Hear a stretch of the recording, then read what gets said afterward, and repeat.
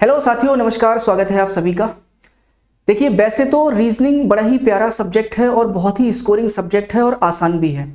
तो आप सारे की सारे लोग रीजनिंग को बड़े ही प्यार से और आसानी से सॉल्व कर लेते होंगे, लेकिन मैं ये उम्मीद कर रहा हूं कि फिर भी कहीं ना कहीं कोई कमी रह जाती होगी।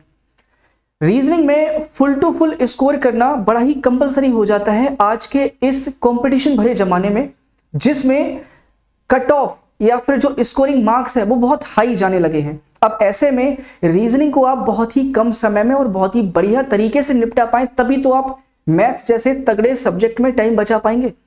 तो उसी पे बेस्ड कुछ समस्याएं, कुछ दिक्कत, समस्या, परेशानियां होती हैं जहां आप गलती करते हैं, उसको सुधारने के लिए मैं कुछ कॉन्सेप्ट्स यहां पे आपको बताना चाहूंगा।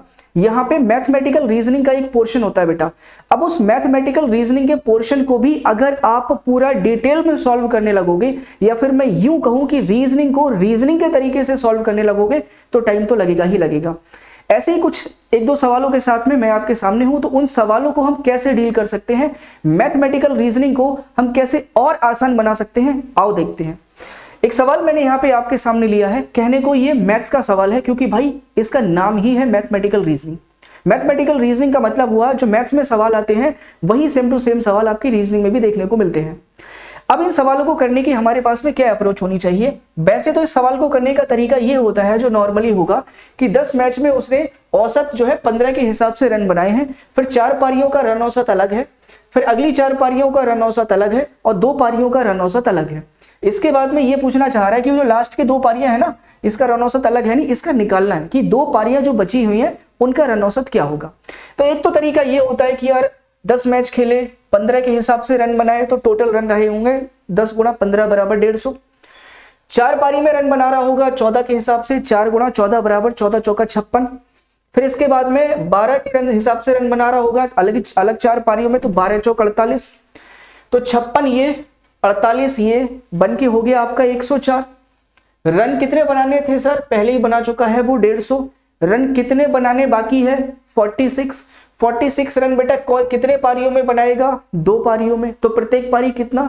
23। अब कैलकुलेशन अच्छी है तो मैं इस तरीके से इसको बना सकता हूं विदाउट पेन एंड पेपर, जैसे मैंने आपको बना के दिखा दिया। लेकिन इसका एक बहुत ही बेहतरीन तरीका होता है। वो तरीका बेटा क्या है, इसको जान लो। देखो तरीका क्या होता है आपका बेटा। तरीका यह है कि 4 पारियां उसने खेली और इन 4 पारियों में 14 के हिसाब से उसने रन बना दिए, एवरेज लेके चलना है। फिर अगली 4 पारियां उसने और खेली, फिर यहां पे उसने रन बना दिए बेटा 12 के हिसाब से।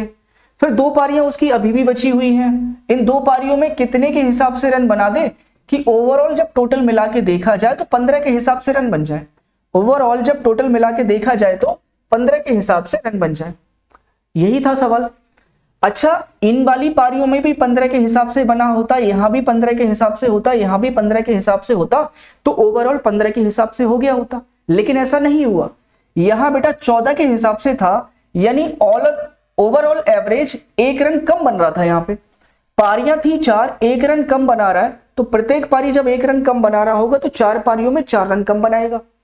अच्छा, रही बात यहां पे, सर यहां पे 12 के हिसाब से रन बना रहा है, बनाना था 15 के हिसाब से बेटा, 3 रन प्रति पारी कम बनाया। पारियां थी 4, तो 4 3 12 रन कम बने होंगे। और यहां पे तो उसको एवरेज लेके ही चलना था, ओरिजिनल वाला 15 के हिसाब से।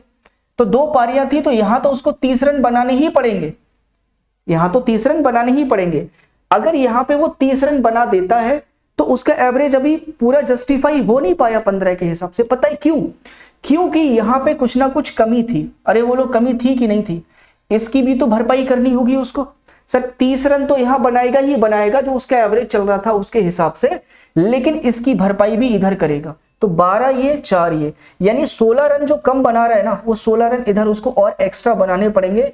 तो रन बनाने पड़ेंगे उसको दोनों की दोनों इनिंग्स में 46। लेकिन हमसे सवाल पूछा है प्रत्येक पारी में कितने बनाने पड़ेंगे, यानी औसत पूछ रहा है बेटा। औसत पूछ रहा है, तो 2 पारियां थी, भाग कर दो, उत्तर आ जाएगा आपका 23। यही सवाल का आंसर होगा 23 बी ऑप्शन। ये वो तरीका है जो एवरेज के बड़े अच्छे से सवालों को चुटकियों में तोड़ देता है।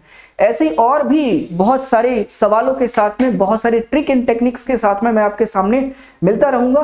तब तक के लिए नमस्कार।